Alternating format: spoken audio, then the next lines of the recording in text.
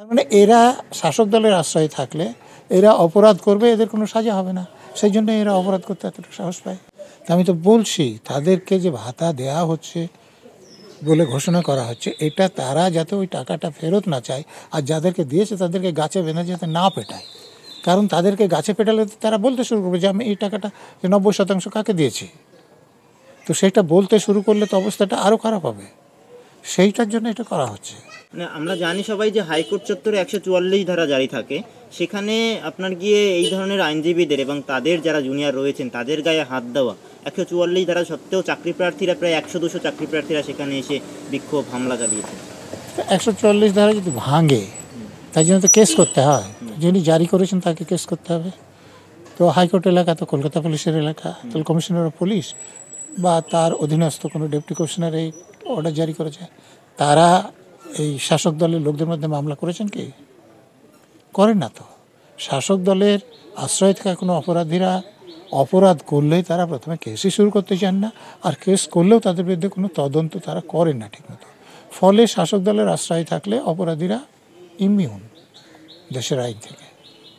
এতেও অনেকগুলো ব্যাপার আছে। যখন প্রথমে হাইকোর্টের পর 3 এপ্রিল সুপ্রিম কোর্টে যে রায়টা দেওয়া হয়েছিল, তাতে বলা হয়েছিল যারা সিবিআই দ্বারা টেন্টেড বলে চিহ্নিত হয়েছেন, খুব সম্ভবত আমি খবরের কাগজে যা রিপোর্ট দেখছিলাম 6279 জন। তো এদের শুধু যে চাকরিটা বাতিল হচ্ছে তা নয়, এদেরকে সুদ সমেত এদের বেতন ফেরত দিতে হবে। তো যারা গ্রুপ সি গ্রুপ ডিতেও এই টেন্টেড লোক আছে, তো এই টেন্টেড লোকদের তো ভাতা দেওয়ার কোনো প্রশ্নই ওঠে না।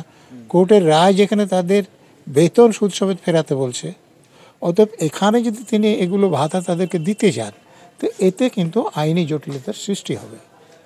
আর যারা সিবিআই দ্বারা টেন্টেড চিহ্নিত হননি, তাদের মধ্যে যারা শিক্ষক আছেন তারা ডিসেম্বর পর্যন্ত কাজ করতে পারবে, তারপরে তাদের আর চাকরি থাকবে না। কিন্তু গ্রুপ সি এবং গ্রুপ ডির চাকরি তো এখনও নাই। অতএব তাদেরকে ভাতা দিতে যাওয়া সেটা কেন আপনি বুঝতে পারবেন যে হাইকোর্টে বা সুপ্রিম কোর্টে যারা অবৈধভাবে নিযুক্ত হয়েছেন তাদের তালিকাটা যদি সরকার দিয়ে দিত, তাহলে কি যারা বৈধভাবে চাকরি পেয়েছে তাদের চাকরি বাতিল হতো? হতো না। তারা তালিকাটা দেননি কেন?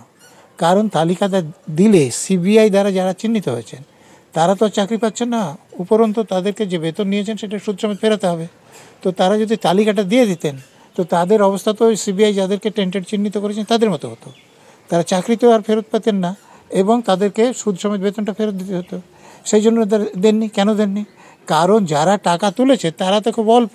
যেমন কুন্তল ঘোষ বলেছে যে আমি তো 10% রাখতাম, বাকি 90% উপরের লোকদের কাছে পাঠিয়ে দিতাম। তো উপরের লোকদের উপর তো চাপ পড়বে যে আমাদের টাকাটা তাহলে ফেরত দাও, সেই জন্য তারা তালিকা দেয়নি। আর সেই জন্যেই এখন তারা ভাতা দিয়ে এই যারা টাকা দিয়ে চাকরি কিনেছেন তাদেরকে সন্তুষ্ট রাখতে চেয়েছেন যে তারা যে টাকার জন্য যাতে চাপ সৃষ্টি না করে। কিন্তু বলা তো হচ্ছে মানবিকতার জন্য তাদের বেতন দেওয়া হচ্ছে, মানবিকভাবে গোটা বিষয়। আচ্ছা বলুন, এটা কীরকম মানবিকতা যে যোগ্য প্রার্থীদের বাদ দিয়ে টাকা নিয়ে তারা অযোগ্য বা কম যোগ্য প্রার্থীদের কাছে চাকরি বিক্রি করেছেন? এটা মানবিকতার জন্য করা হয়েছিল? যখন হাইকোর্টে বা সুপ্রিম কোর্টে যারা অবৈধভাবে নিযুক্ত হয়েছে তাদের তালিকাটা দিয়ে গেলে যারা বৈধভাবে চাকরি পেয়েছিলেন তাদের চাকরিটা বাতিল হলো না। এই যে তালিকা দেওয়া হয়নি, এটা মানবিকতার জন্য দেওয়া হয়নি। এখন যে ভাতা দেওয়ার ঘোষণা করা হচ্ছে, কি করা হবে আমি জানি না, এটাও মানবিকতার জন্য হচ্ছে না। যাদের কাছ থেকে টাকা নিয়েছেন তাদের মারের থেকে পিঠ বাঁচানোর জন্য হচ্ছে। মমতা ব্যানার্জি বা দলের নেতাদের কথা তো খুব পরিষ্কার বোঝা যায় যে তারা টাকা আদায় করে যোগ্য প্রার্থীদের বাদ দিয়ে অযোগ্য, অন্ততপক্ষে কম যোগ্য লোকদের অবৈধভাবে নিযুক্ত করেছিলেন। তো এই অবৈধভাবে নিযুক্ত করার ফলে প্রথমে হাইকোর্টে, পরে সুপ্রিম কোর্টে তাদের চাকরি বাতিল হয়েছে। এখন যারা বৈধভাবে নিযুক্ত হয়েছেন তাতে এতে কোনো দোষ ছিল না, দোষটা মমতা ব্যানার্জিদের। অতএব চাকরি বাতিল হওয়াতে মমতা ব্যানার্জি এবং তার শিক্ষামন্ত্রী এবং তাদের আমলাদের বা নেতামন্ত্রীদের যে দুর্নীতির নগ্ন চেহারাটা বাইরে চলে আসছে।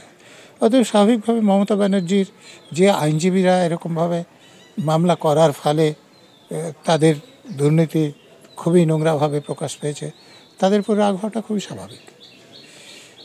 তারপরে ক্যান্ডিডেট, তো ধরুন যে ক্যান্ডিডেটরা অবৈধভাবে চাকরি পেয়েছে, টাকা দিয়ে চাকরি কিনেছে, তাদের চাকরি যে শুধু বাতিল হয়েছে তা নয়, তারা যে বেতন নিয়েছেন সুদ সমেত সে বেতন ফেরত দিতে হবে। তো এইগুলো যদি এই লোকেরা মামলা না করতেন বা এই আইনজীবীরা মামলাটা ভালোভাবে না লড়তেন তাহলে এরকম তো হতো না। অতএব কিছু যারা চাকরি হারিয়েছেন অবৈধভাবে চাকরি পাওয়ার পরে তাদের তো রাগ হওয়াটা খুব স্বাভাবিক। হাইকোর্ট চত্বরে যেসব অ্যাডভোকেট আছেন তাদের সকলেই যে খুব কেস পান, ভালো কেস করেন তো এরকম নয়। তো যারা কেস পান না, ভালো কেস করেন না, সেই সব লোকগুলো খুব সহজে পার্টির হয়ে কাজ করে নিজেদের কিছু সুযোগ সুবিধার জন্য। এবং এই লোকগুলো এর আগে আপনারা দেখেছেন, এখানে তো আপনি অ্যাডভোকেটদের বিরুদ্ধে বলছেন, এরা কোর্টে, হাইকোর্টে জজ সাহেবদের যে এজলাসে ঢুকতে না দেওয়ার জন্য তারা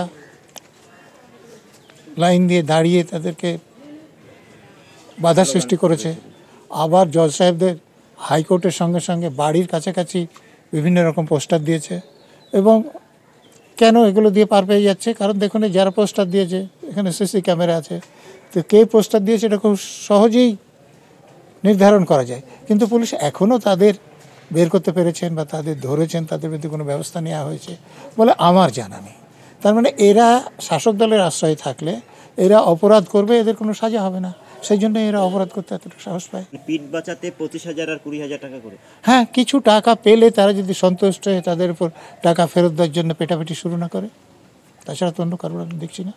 কিন্তু পরবর্তীতে সেই টাকাও তো আবার ফেরত দেওয়ার একটা রায় চলে আসছে। আবার কোনো কোর্টে গেলে হতেই পারে এরকম, বিশেষ করে তাদের ক্ষেত্রে যাদের সুপ্রিম কোর্ট টেন্টেড বলে চিহ্নিত করেছে।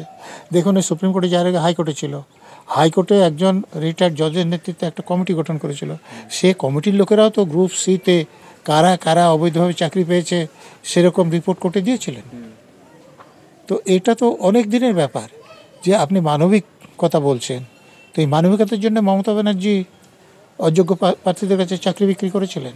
তো এটা যদি মানবিকতা হয় তাহলে মানবিকতা কথাটার নতুন করে সংজ্ঞা দিতে হবে। সেটা আপনার মমতা ব্যানার্জিকে জিজ্ঞেস করে নেবেন যে আপনার মানবিকতার সংজ্ঞা কী। টাকা দিয়ে চাকরি বিক্রি করে, তাদের ঘুষ দিয়ে, তাদের মাঠ থেকে বাঁচার জন্য যা করা সেটা কি মানবিকতা?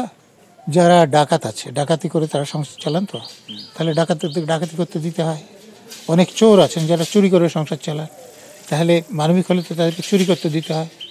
আপনি দক্ষিণ 24 দেখেছিলেন যে একটা সুপারি কিলার কার্ড চেপেছেন যে তাকে এত টাকা দিলে তিনি খুন করে দেবেন, তাহলে তারাও তো সংসার চালান সুপারি কিলিং করে, তো তাহলে তাদেরকেও এই সুপারি কিলিং চালিয়ে যেতে দিতে হয়।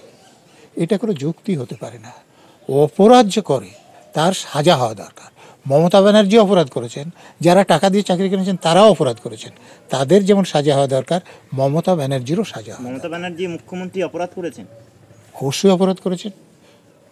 মুখ্যমন্ত্রীর অনুমোদন ছাড়া পার্থ চ্যাটার্জিকে চাকরি বিক্রি করতে পারতেন? লোকদের কাছে এত টাকা দিতে পারতেন? তাছাড়া আপনি সংবিধানের ধারা দেখুন, সেখানে খুব পরিষ্কার বলা আছে যে মন্ত্রিসভার দায়িত্ব যৌথ।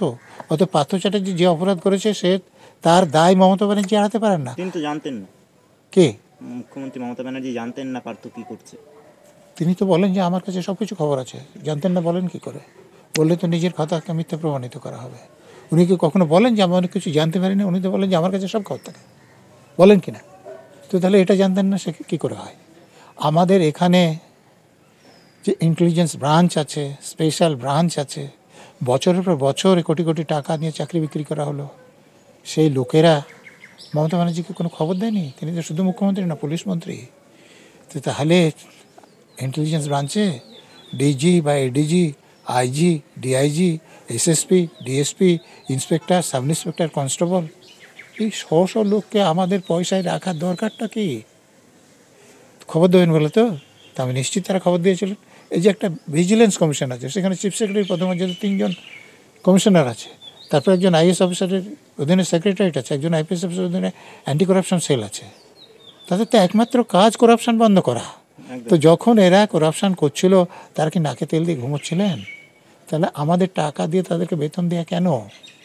এটা তো মমতা ব্যানার্জিকে উত্তর দিতে হবে। যোগ্য প্রার্থীদের চাকরি থেকে বঞ্চিত করা হিউম্যান রাইটসের ভায়োলেশন। আমাদের এখানে তো একটা হিউম্যান রাইটস কমিশন আছে, তো সেখানে ধামাধারা লোকদের পোস্টিং করে হিউম্যান রাইটস কমিশনকে অকিজো করে রাখার দায় মমতা ব্যানার্জি এড়াতে পারেন? আমাদের এখানে একটা ইনফরমেশন কমিশন আছে, কেউ যদি ইনফরমেশন না দেয় তারা সাজা দিতে পারে, কিন্তু পার্থ চ্যাটার্জি ছাড়ুন, এই মানিক ভট্টাচার্য কোনো ইনফরমেশন দিচ্ছে না, তার জন্য সাজা হাইকোর্টে দিতে হচ্ছে। ইনফরমেশন কেন দিতে পারছে না? কারণ বসংবাদ অফিসারদের সেখানে বসিয়ে ইনফরমেশন কমিশনটাকে একদম অকেজো করে রেখেছে। এই দায়িত্ব মমতা ব্যানার্জি নিতে হবে। হয়তো মমতা ব্যানার্জি অপরাধ করেছে, এই ব্যাপারে কোনো রকম সন্দেহের কোনো অবকাশ নেই। তাহলে সেই অপরাধের সাজা হবে বলে আপনি আশা করেন? হওয়া উচিত, কিন্তু আমাদের এখানকার শাসক দলের নেতাদের সঙ্গে কেন্দ্রের শাসক দলের নেতাদের যে আনহোলি অ্যালায়েন্স, সমঝোতা, তার জন্য হচ্ছে না, নাহলে এতদিন সাজা হয়ে যেত। তাহলে যারা এই অপরাধটা করেছে তাদের জেল হবে, মানে জেলের ভিতরে যাবেন তারা? কারণ এতগুলো মানুষের ভবিষ্যৎ তো নষ্ট হয়েছে। সেটা নির্ভর করবে যারা তদন্ত করছেন তাদের বিরুদ্ধে প্রমাণটা কীভাবে জোগাড় করবেন, তারপর যে আদালতে বিচারটা হবে সেখানে প্রসিকিউটররা এই প্রমাণটা কীভাবে বিচারকের কাছে প্রেজেন্ট করবেন, তারপর নির্ভর করে যে বিচারক বিচার করছেন তিনি এদের কাছে টাকা খেয়ে প্রভাবিত হয়ে যাবেন না। এতগুলো ব্যাপার যদি ঠিকঠাক থাকে তবে তাদের সাজা হবে। যদি তদন্ত ঠিকমতো না করে, যদি প্রসিকিউটর ঠিকমতো প্রমাণ না দেন, যদি জজ সাহেবরা প্রভাবিত হয়ে যান, তাহলে তাদের সাজা হবে না। হাজার হাজার গ্রুপ সি গ্রুপ ডি তাদেরকে মাসে 20,000 25,000 টাকা করে দেওয়া। অন্যদিকে আমরা দেখছি দিয়ে দেওয়ার কথা উঠলে তখন বলা হয় যে রাজ্যের কোষাগারে টাকা নেই। দেখুন, এই গ্রুপ সি গ্রুপ ডির কিছু লোকের কাছ থেকে শাসক দলের নেতারা মন্ত্রীরা টাকা আদায় করেছেন। তা আমি তো বলছি, তাদেরকে যে ভাতা দেওয়া হচ্ছে বলে ঘোষণা করা হচ্ছে, এটা তারা যাতে ওই টাকাটা ফেরত না চায়, আর যাদেরকে দিয়েছে তাদেরকে গাছে বেঁধে যাতে না পেটায়। কারণ তাদেরকে গাছে পেটালে তারা বলতে শুরু করবে যে আমি এই টাকাটা 90% কাকে দিয়েছি। তো সেটা বলতে শুরু করলে তো অবস্থাটা আরও খারাপ হবে। সেইটার জন্য এটা করা হচ্ছে। মমতা ব্যানার্জি তো টাকা তৈরি করার কোনো মেশিন নেই, এবং উনি তার এমন একটা বংশের মেয়ে যে তাদের কোটি কোটি টাকা আছে তার থেকে দেবেন, এরকমও আমার জানা নেই। তো দিতে হলে আমাদের ট্যাক্সের টাকা থেকে দিতে হবে। আমরা যেহেতু খুব সচেতন না, আমরা তার বিরুদ্ধে প্রতিরোধ গড়তে শিখিনি, সেই জন্য এটা তিনি করতে পারছেন। মানুষের কাছে কি বার্তা দেবেন তাহলে? মানুষের কাছে উনি কোনো বার্তা দেওয়ার দরকার আছে তার বলে তো আমার ধারণা নাই। যদি ভোটটা অবাধ এবং সুষ্ঠু হতো, রিগিং না হতো, তাহলে ওনাকে বার্তা দিতে হতো। উনি যদি বুঝতেন যে আমি এই যে এসব অন্যায় কাজ করছি এগুলো লোকে জেনে যাচ্ছে, তারপর আমাকে ভোট দেবে না, কিন্তু উনি তো জানেন যে গুন্ডা মস্তানরা আমার হাতে আছে, আমি রিগিং করে ঠিক জিতে যাব। ওনার তো ওইসব নিয়ে মাথা ব্যথা নেই কিছু। আপনি সাধারণ মানুষকে কি বার্তা দেবেন? আমি তো সবসময় বলি যে সাধারণ মানুষ দেখুক যে যারা এরকম অপরাধী, অসৎ, তাদেরকে যেন তারা ভোট না দেন।